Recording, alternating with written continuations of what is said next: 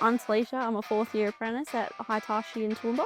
Before I started at Hitachi, I was in the army for 6 years, and then I was at a different company completing my apprenticeship before I decided to come over to Hitachi. I wasn't getting the right experience at my old work or the training needed to finish my apprenticeship, so when I come here it's been really hands-on and everyone's been really helpful, and I've been getting OEM training as well. My first few weeks felt different compared to my last workplace, just always having people around willing to help whenever needed. Average day in the life would be, well, today I'm doing new builds.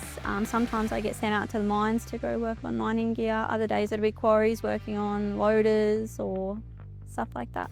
The last big mistake I would have made would have been installing a seal and damaging the seal while installing it, and I reported it straight to the supervisor so a new seal could get ordered. They took it really well. They showed me what I did wrong and how to correct it.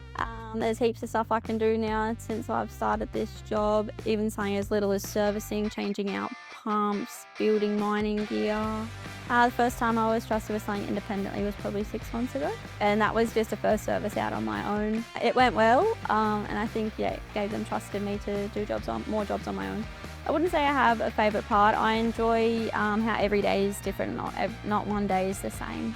Once I finish my apprenticeship with Hitachi, I'm hoping they'll take me on as a tradesman so I can continue my career with them. Long term, I do see myself continuing with Hitachi, yes.